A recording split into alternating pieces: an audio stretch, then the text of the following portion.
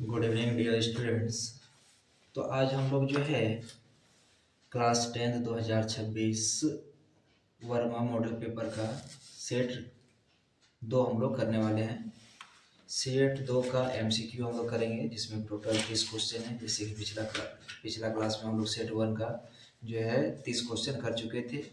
इसमें भी हम लोग करेंगे। हम लोग जो है थोड़ा सा रैपिड एंड फायर तरीके से करेंगे। उतना समय नहीं है, थोड़ा सा समय का अभाव है। इस वजह से जो है हम लोग ज़्यादा डिटेल्स में नहीं जाएंगे। ठीक है, तो जो है आप लोग क्या कीजिएगा कि आप लोग अपने पास जो है ये बुक निकाल कर रखिएगा ताकि क्वेश्चन देखने में थोड़ा सुविधा हो। तो चलिए हम लोग स्टार्ट करते हैं। पहला क्वेश्चन कह रहा है कि 84 का अभाज्य गुणनखंड। ठीक है, तो अगर यदि हम लोग बात करें 84 का अभाज्य गुणनखंड,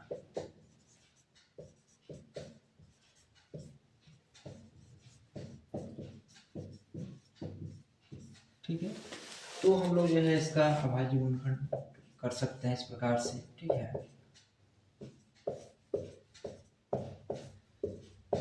तो ये हमारे पास आ गया total 84 is equal to 2 into 2 into 3 into 7। यहाँ पर 2 का स्क्वायर इंटू 3 इंटू 7। ये हम लोग को देख लेना है कौन सा ऑप्शन में है।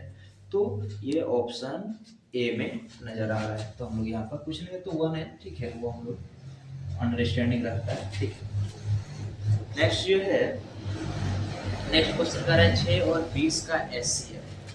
ठीक है, तो 6 और 20 का HCF, highest common factor HCF बोले तो। ठीक है, हाईएस्ट कॉमन फैक्टर। अब इसको जो है बहुत सारा तरीका है। ठीक है, उसमें से कोई भी तरीका से आप निकाल सकते हैं। जैसे मान के चलिए हम लोग सबसे इजी जो है जिस प्रकार से एलसीएम वगैरह फाइंड आउट करते हैं उस प्रकार से निकाल सकते हैं। 2 3 जा 6, 2 10 जा जो है 20। अब क्या इसके अलावा कोई भी चीज कॉमन है? नहीं है। ये दोनों नंबर में कोई भी चीज कॉमन नहीं है। 1 है तो 1 सब जगह रहता है। तो यहाँ से जो है ये हमारा एचसीएफ फाइंड आउट हो गया। तो एचसीएफ हो गया 2। नेक्स्ट क्वेश्चन कह रहा है कि कौन संख्या अपरिमेय है। तो आप सब जो है परिमेय और अपरिमेय के बारे में अच्छी तरीके से जानते होंगे। ठीक है, परिमेय संख्या को अगर यदि हम लोग जो है उसको डिफाइन करना चाहें तो वैसी संख्या जिसे हम लोग जो है पी बाई क्यू के रूप में लिख सकते हैं और Q is not equal to 0। ठीक है, तो इस प्रकार से जो है कह रहा है कि कौन सा अपरिमेय संख्या है। तो अगर यदि हम लोग देखें ऑप्शन, तो 3 का ए है, ये है अंडर रूट 9। तो 9 का कितना होता है 3। तो इसको 3/1 लिख सकते हैं, यानी पी अपॉन क्यू के फॉर्म में लिख सकते हैं। तो ये परिमेय संख्या हो जाएगा। दूसरा जो है रूट 25, इसका होता है 5। इसको भी हम लोग 5/1 लिख सकते हैं। तो ये भी जो है रेशनल नंबर में आ गया, परिमेय संख्या में आ गया। उसके बाद अगर यदि हम लोग सी ऑप्शन देख रहे हैं तो जो है रूट अंडर 20। तो ये जो है अगर यदि इसको हम लोग तोड़ें तो ये 4 इंटू 5, और 4 का कितना होता है 2, तो 2 रूट 5। तो इस प्रकार से ये जो है ये अपरिमेय संख्या हो गया। उसके बाद अगर यदि हम लोग जो है डी का बात करें ऑप्शन में, तो डी में कितना है, तो ये 49। तो 49 का कितना होता है 7। इसको भी हम लोग 7/1 लिख सकते हैं, यानी कि पी अपॉन क्यू के रूप में लिख सकते हैं। तो ये क्या हो गया, ये परिमेय संख्या हो गया। तो हमारा आंसर हो जाएगा रूट 20, यानी कि ऑप्शन सी। नेक्स्ट क्वेश्चन अगर यदि हम लोग बात करें, नेक्स्ट क्वेश्चन है क्वेश्चन नंबर 4। क्वेश्चन नंबर 4 कह रहा है क्या कि y equal to P X का ग्राफ दिया गया है, बहुपद पी एक्स के शून्यकों की संख्या क्या है। तो हम लोग देखते हैं इसमें कि जो है एक्स एक्सिस को कितने बार जो है ये कट कर रही है। तो यहाँ से हम लोग देखेंगे। ठीक है, तो एक बार यहाँ कट हुआ 2 और एक 3, तो यानी कि यहाँ पर हो जाएगा शून्यकों की संख्या 3। शून्यकों की संख्या इज इक्वल टू 3। तो इस प्रकार से हम लोग जो है 4 नंबर तक सवाल कर लिए। ठीक है, आगे हम लोग देखते हैं।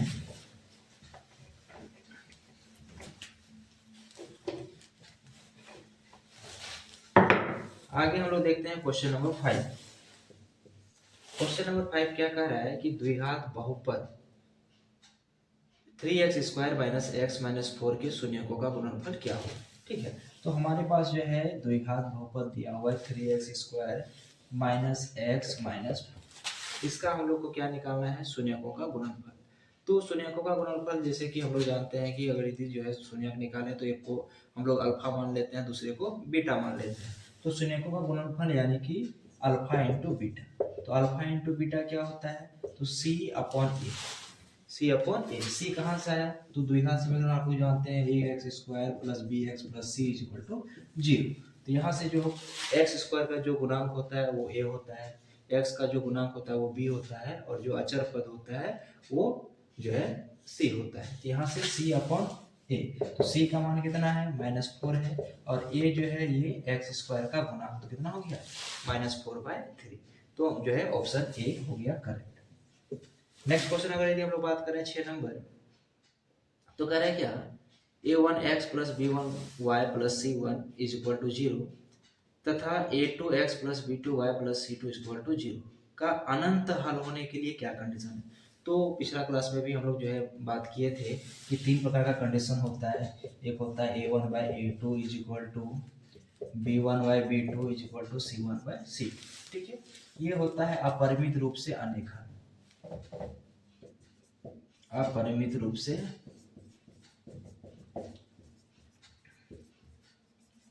अनेक हल।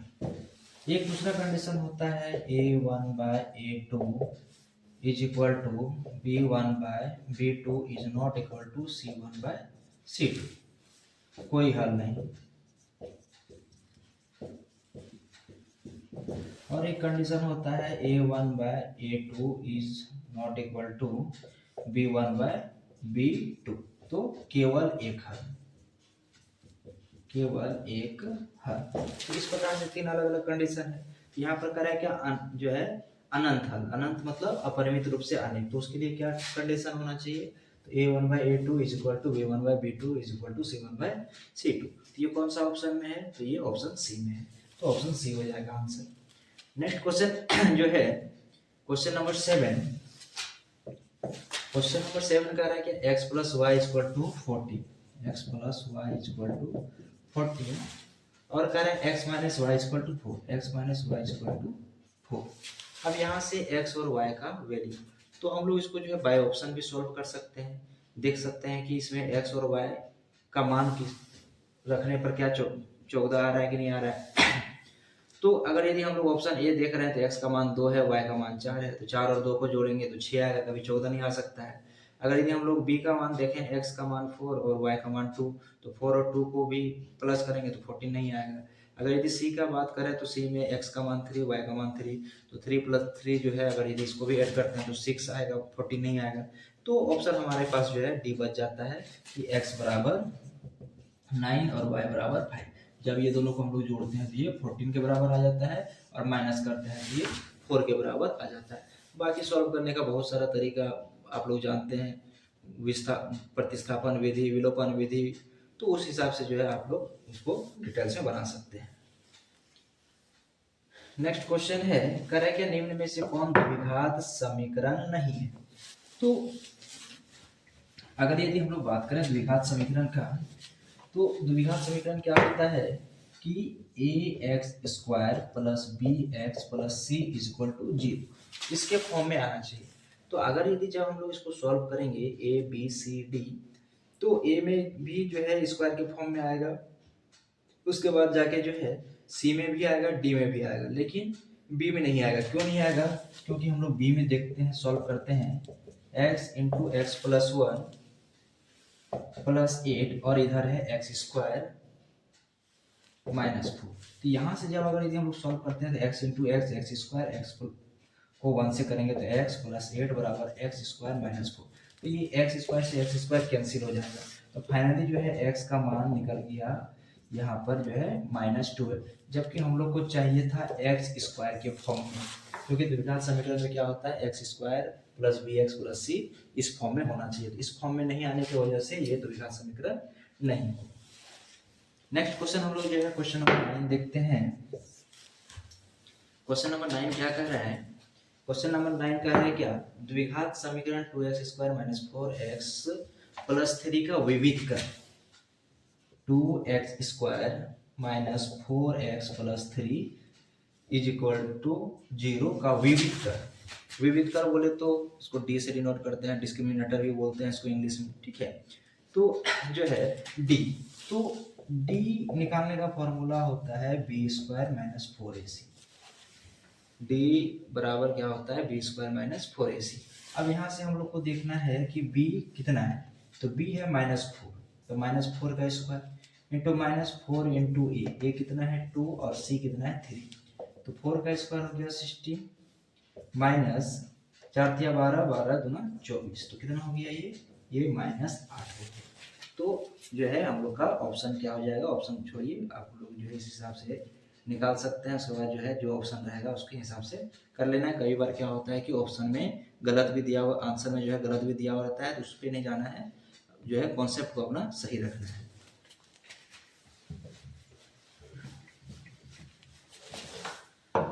नेक्स्ट क्वेश्चन नंबर 10 कह रहा है क्या, समांतर श्रेणी AP 3 1 -1 -3, तो एक AP दिया हुआ है क्वेश्चन नंबर 10, ये 3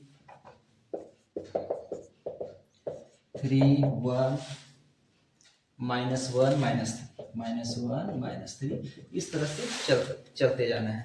आप कह रहे हैं कि इसका सार्वंतर, ठीक है, तो सार्वंतर निकालने के लिए हम लोग जानते हैं कि पिछला पद को जो है पिछला पद में से नेक्स्ट पद को अगर यदि हम लोग जो है घटा देते हैं, ठीक है, जैसे कि यहाँ पर ये हो जाएगा A1, ये हो गया A2, ये हो गया A3, ये हो गया A4, तो हम लोग जो है पिछला पद से अगला पद को घटा के सार्वंतर निकाल सकते हैं। तो D is equal to A2 minus A1, तो A2 कितना है 1 माइनस A1 कितना है 3, तो यहाँ से निकल गया -2, तो सार्वंतर कितना हो जाएगा -2 हो जाएगा। अब next question, question number 11, question number 11 क्या कह रहा है कि AP ये दिया हुआ है, ये भी पिछला सेट के जैसा एक सेम क्वेश्चन था जिसमें हम लोग शायद 28वां पद कहा गया था निकालने के लिए। तो AP दिया हुआ है 10 7 4 और का 30वां पद निकालना है, 30वां, ठीक है। तो यहाँ से जो है ये हम लोग को पता है 10, डिफरेंस का बात करें तो 7 - 10 यानी कि -3 और n का मान दिया है 30, तो an वाला फॉर्मूला से हम लोग इसको निकाल सकते हैं a plus n - 1 into D. यहाँ से a का मान 10 प्लस n कितना है 30 - 1 इंटू डी कितना है -3। अब यहाँ से 10 प्लस 29 इंटू -3, तो यहाँ से कितना हो जाएगा -87। अब 87 में से ये चला गया तो माइनस हो गया 77। तो अगर यदि हम लोग जो है यहाँ an यानी कि A30, तो 30वां पद का बात करते हैं, तो 30वां पद कितना हो जाएगा -77 हो जाएगा। नेक्स्ट क्वेश्चन जो है, नेक्स्ट क्वेश्चन कर रहा है क्या 12 नंबर, कर रहा है बिंदु A और B दिया है, इसके बीच का दूरी ज्ञात करना है। कोई बिंदु ये A है, कोई बिंदु B है, A का मान दिया हुआ है 2 3 और B का मान दिया हुआ है 4 1, ठीक है। इसके बीच का जो है डिफरेंस क्या करना है, तो दूरी सूत्र हम लोग जानते हैं, ठीक है। दूरी सूत्र से क्या जानते हैं कि AB बराबर √x2 - x1 का whole square plus y2 - y1 का होल स्क्वायर। अब यहाँ से x2 कितना है, तो ये x1 y1 x2 y2, तो x2 है 4 x1 है 2 का होल स्क्वायर प्लस y2 है 1 माइनस y1 है 3 का होल स्क्वायर। यहाँ 4 में से 2 माइनस हो गया तो 2 का स्क्वायर, और यहाँ से प्लस 1 में से -3 तो -2 का स्क्वायर। अब यहाँ से हो गया 2 का स्क्वायर 4 और -2 का स्क्वायर 4, तो 4 और 4 जो है ये हो गया 8। तो 8 को कैसे लिख सकते हैं, तो 2√2 लिख सकते हैं। क्यों लिख सकते हैं, क्योंकि 8 को हम लोग लिख सकते हैं 4 गुना 2, और 4 का वर्गमूल कितना होता है 2, और इधर कितना बच गया 2√2। तो फाइनली जो है दूरी कितना निकल जाएगा 2√2 इकाई, यानी कि ऑप्शन ए।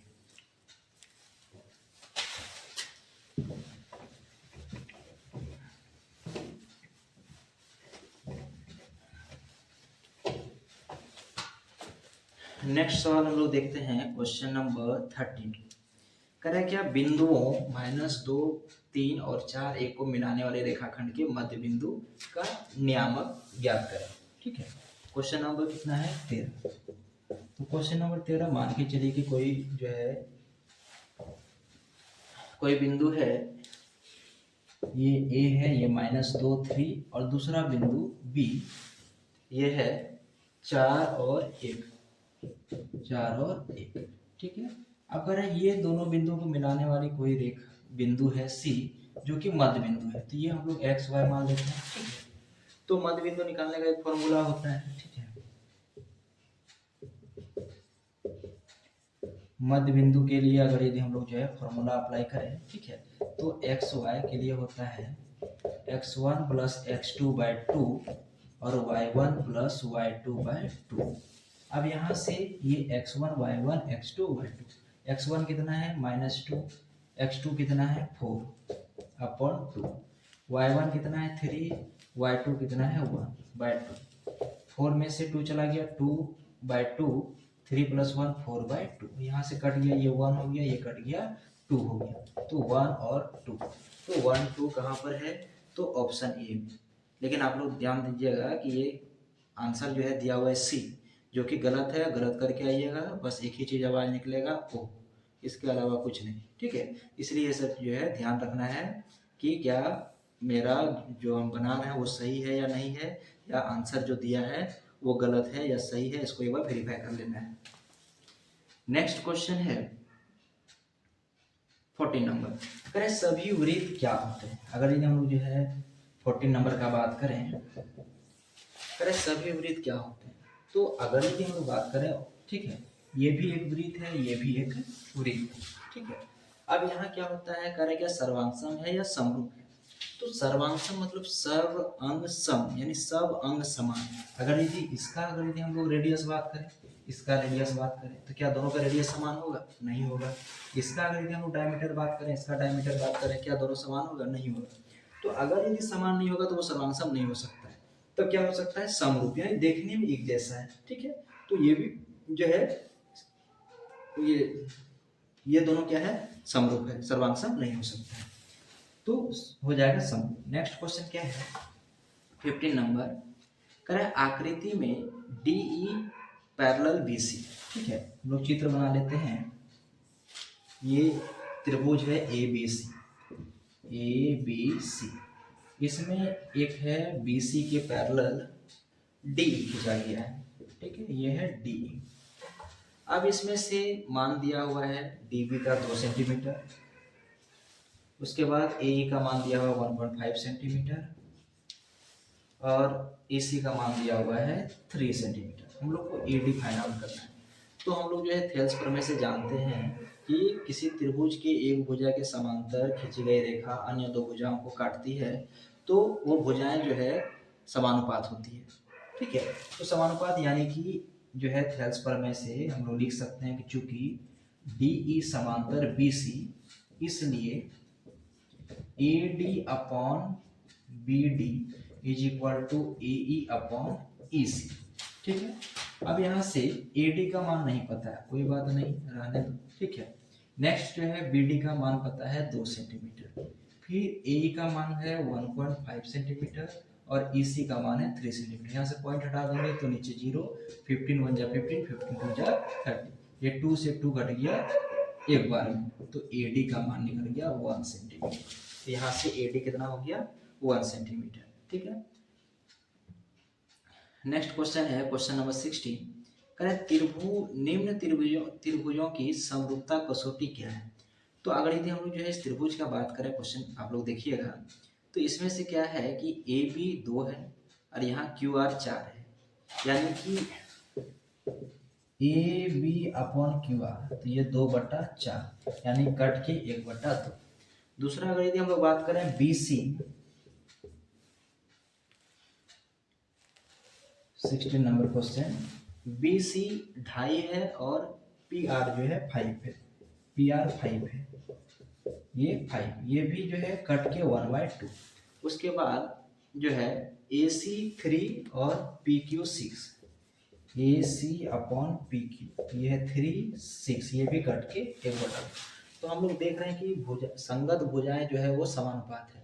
तो संगत भुजा जब समानुपात है तो कौन सा नियम लग जाएगा, एस एस एस, यानी कि साइड साइड साइड। तो क्या हो जाएगा, एस एस एस समता नियम से दोनों जो है समरूपता कसौटी से दोनों क्या हो जाएगा, समरूप हो जाएगा।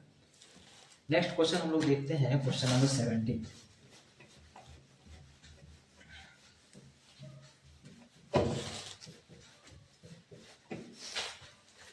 क्वेश्चन नंबर 17 क्या कर रहा है, कर रहा है क्या, यदि द्विघात समीकरण ax² + bx + c = 0 के मूल समान हो तो वह समान मूल क्या है। ठीक है, तो हम लोग जानते हैं कि जो है, जिसे अगर यदि हम लोग डी निकालते हैं तो डी के लिए 3 कंडीशन होता है।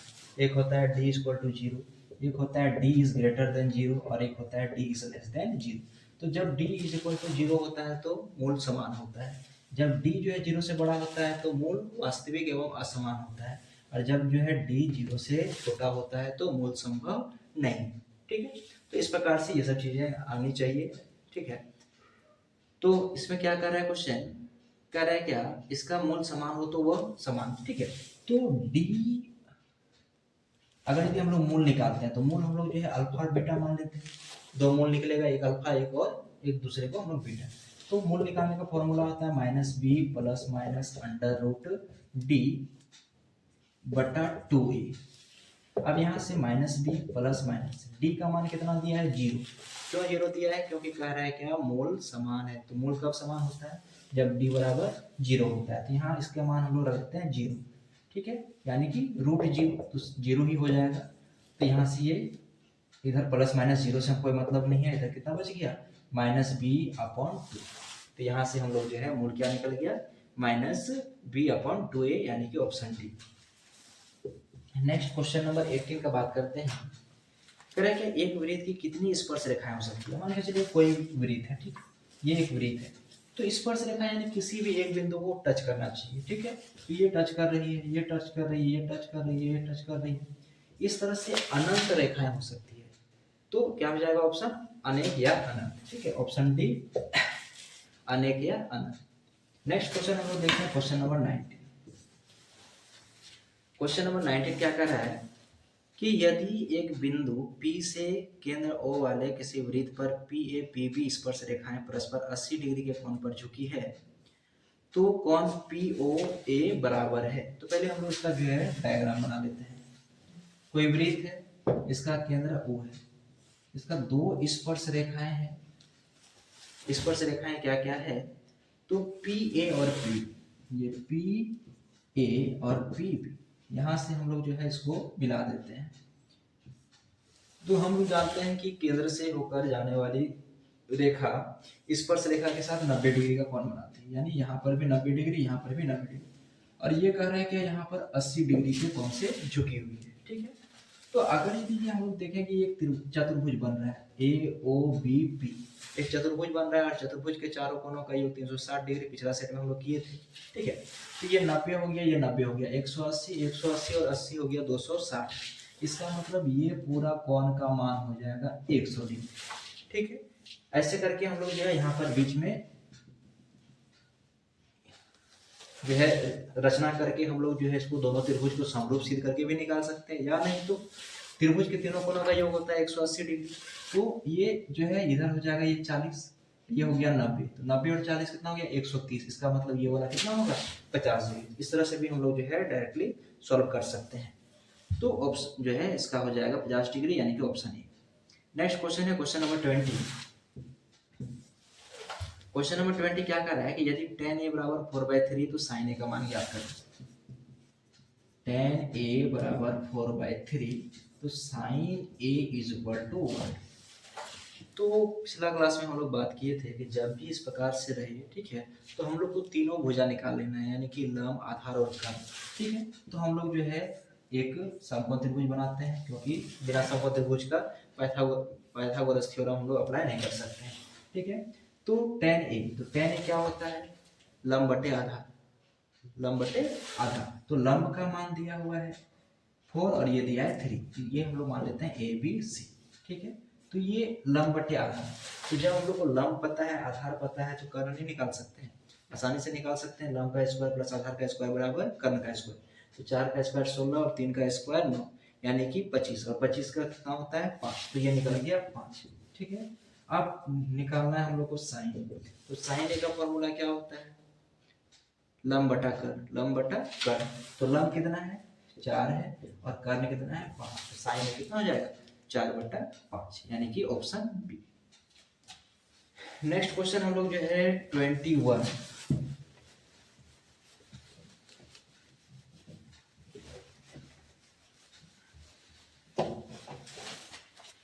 नेक्स्ट क्वेश्चन 21 क्या कह रहा है कि साइन 2a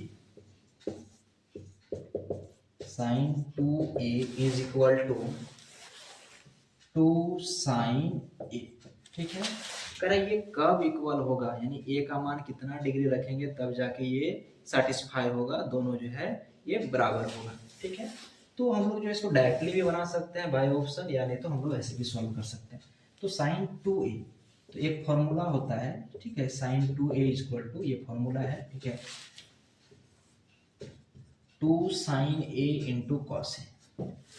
साइन 2a क्या फॉर्मूला होता है 2 sine a into cos A, ये सब याद रखना है, बिना फॉर्मूला का दिक्कत हो जाएगा। अब यहाँ इसके जगह पे हम लोग क्या लिख सकते हैं 2 साइन a कॉस a, और इधर क्या है 2 साइन a। अब यहाँ 2 साइन a से 2 साइन a कैंसिल हो जाएगा, तो कॉस a बराबर 1, कॉस a बराबर 1। अब यहाँ से ये ध्यान रखना है कि कॉस कितना डिग्री का मान 1 होता है, तो कॉस जो है 0 डिग्री का मान 1 होता है। ठीक है, तो कॉस कॉस कैंसिल हो जाएगा, यानी ए का मान कितना निकल गया 0 डिग्री। तो इस तरह से भी निकाल सकते हैं, बाय ऑप्शन रख के भी आप कर सकते हैं। ठीक है, नेक्स्ट क्वेश्चन हम लोग देखते हैं 22 नंबर। 22 नंबर क्या कह रहा है कि 2 सेक square A minus 2 ten square ए किसके बराबर है। 2 सेक square A minus 2 ten square ए किसके बराबर है। तो सबसे पहला चीज यहाँ पर देखते हैं कि दो जो है दोनों जगह है, तो दो हम लोग कॉमन बाहर निकाल लेते हैं। ये sec square A minus tan square A. आप लोग को याद होगा एक फॉर्मूला होता है sec square theta minus tan square theta is equal to 1। तो क्या हम लोग इसके जगह पे 1 पुट कर सकते हैं कि नहीं कर सकते हैं, तो कर सकते हैं। तो ये कितना हो गया 2 1 जा 2। नेक्स्ट क्वेश्चन है 23rd, करें यदि रैखिक समीकरणों का एक युग्म संगत है तब इसकी आलेख की रेखाएं कैसी होगी। ठीक है, तो अभी थोड़ा देर पहले हम लोग बात किए थे,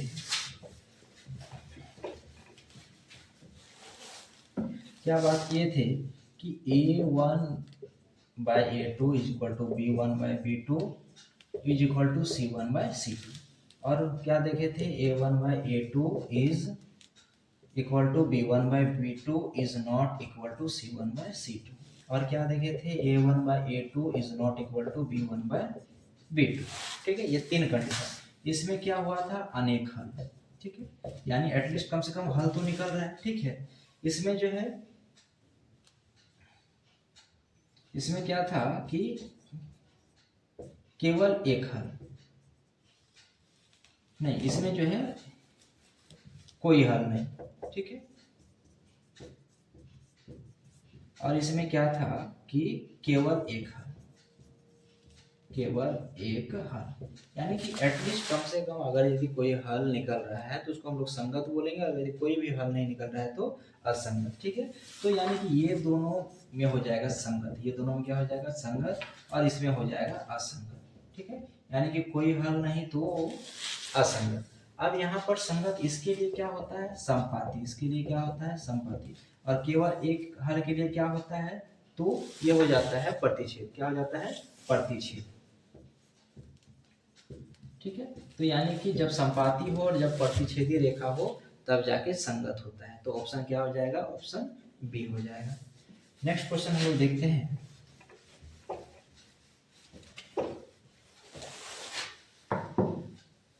नेक्स्ट क्वेश्चन है 24 नंबर।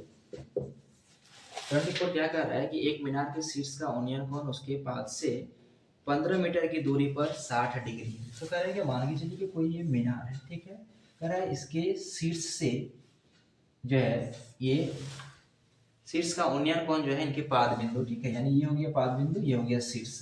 अब यहाँ से क्या कह रहा है कि ये 15 मीटर की दूरी पर है। और ये उन्नयन कोण, ठीक है। तो उन्नयन कोण कितना है 60 डिग्री, ठीक है। अब यहाँ से हम लोग को कभी भी अगर यदि यहाँ पर जो है दो डाटा अगर यदि हम लोग को मिल जाएगा तो आसानी से हम लोग जो है तीसरा निकाल सकते हैं। तो हम लोग को जो है एक एंगल मिल गया है और एक साइड मिल गया है। तो यहाँ से हम लोग क्या कर सकते हैं कि हम लोग को चाहिए क्या, तो हम लोग को चाहिए मीनार की ऊंचाई। तो मीनार की ऊंचाई यानी कि ये चाहिए, ठीक है।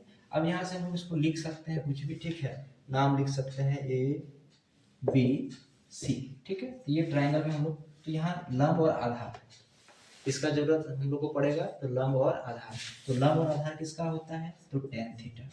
तो tan थीटा का होता है लंब बटे आधार।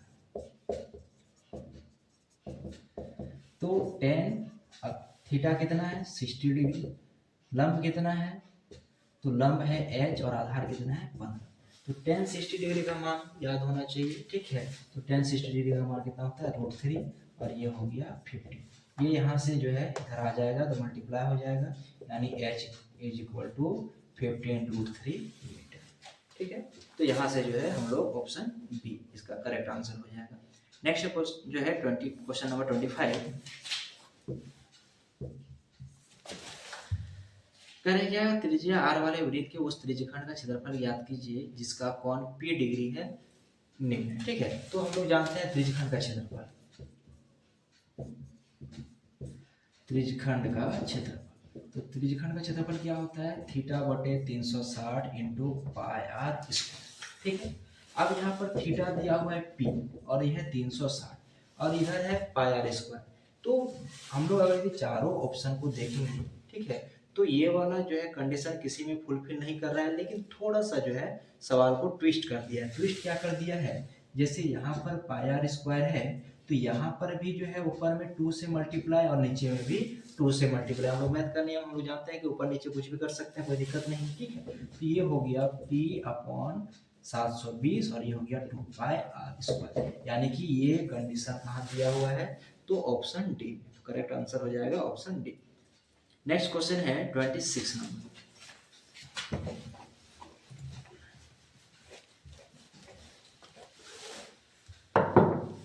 क्वेश्चन नंबर 26 क्या कह रहा है कि 42 सेंटीमीटर त्रिज्या वाले एक वृत्त के त्रिज्यखंड चाप की लंबाई 44 सेंटीमीटर है, तो उसका केंद्रीय कोण क्या है, ठीक है। मान के चलिए अगर यदि ये कोई वृत्त है, ठीक है, इसका हम लोग ये त्रिज्यखंड का बात करते हैं, ठीक है, इतना।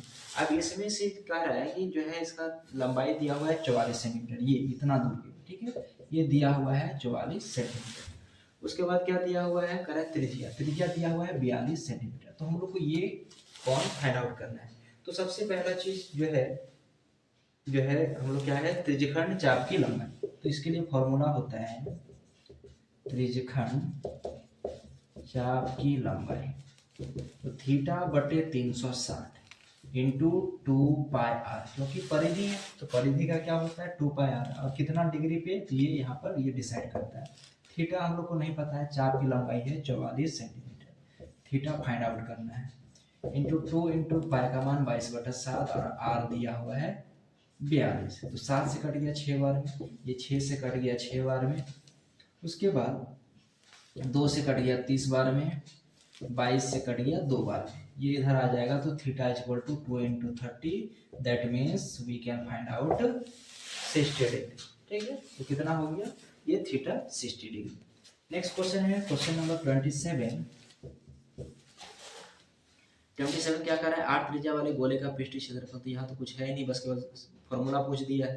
तो गोले का पृष्ठीय क्षेत्रफल क्या होता है 4 पाई r स्क्वायर। कल भी हम लोग जो है सवाल किए थे आयतन वाला, आयतन और क्षेत्रफल दोनों निकालना था। नेक्स्ट जो है नेक्स्ट क्वेश्चन है क्वेश्चन नंबर 28। करें एक घन का पृष्ठीय क्षेत्रफल 96 सेंटीमीटर स्क्वायर है, इसका आयतन। तो घन का पृष्ठीय क्षेत्रफल, घन का पृष्ठीय क्षेत्रफल, तो घन का पृष्ठीय क्षेत्रफल क्या होता है 6 गुना भुजा स्क्वायर। पृष्ठीय क्षेत्रफल कितना दिया है, तो पृष्ठीय क्षेत्रफल दिया हुआ है 96 सेंटीमीटर स्क्वायर, 6 गुना भुजा स्क्वायर, ये 6 से कट गया 16 बार में, ठीक है। अब यहाँ से हो गया 16 सेंटीमीटर स्क्वायर, इधर हो गया भुजा स्क्वायर, वहां से स्क्वायर जो है इधर आ जाएगा तो स्क्वायर रूट हो गया बराबर भुजा। तो भुजा कितना निकल गया, तो भुजा निकल गया 16 का कितना होता है 4 सेंटीमीटर। जब हम लोग को भुजा निकल गया तो उसके बाद जो भी निकालने के लिए बोले निकाल सकते हैं। तो क्या बोल रहा है आयतन, तो आयतन क्या होता है घन का आयतन होता है भुजा गुना भुजा गुना भुजा, घन का आयतन यानी कि भुजा क्यूब। तो भुजा कितना है 4 सेंटीमीटर, इसका होल क्यूब, तो ये कितना हो गया 64 सेंटीमीटर क्यूब। तो 28 का आंसर क्या हो जाएगा 64 सेंटीमीटर क्यूब, यानी कि ऑप्शन बी। नेक्स्ट क्वेश्चन है जो है क्वेश्चन नंबर 29।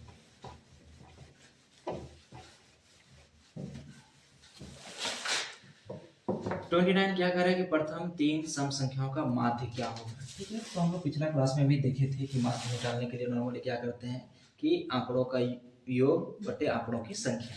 तो कह रहा है क्या कि प्रथम 3 सम संख्या का माध्य, तो प्रथम 3 संख्या क्या है सम संख्या 2 है, उसके बाद 4 है, उसके बाद 6 है। तो अगर यदि इसका हम लोग माध्य निकालना है तो तीनों को जोड़ देंगे 2 4 प्लस 6 और टोटल आंकड़ा कितना हो गया 3। तो 6 4 10 2 12, 12 बटे 3 कट गया तो 4, तो आंसर हो जाएगा 4। हम लोग जो है एमसीक्यू बना रहे हैं इसलिए ज़्यादा हम लोग जो है डिटेल्स में नहीं लिखेंगे। ठीक है, हम लोग को डायरेक्ट आंसर फाइंड आउट करना है। लास्ट क्वेश्चन है इस सेट का, कह रहा है 2 सिक्कों की उछाल में दोनों पर शीर्ष आने की प्रायिकता।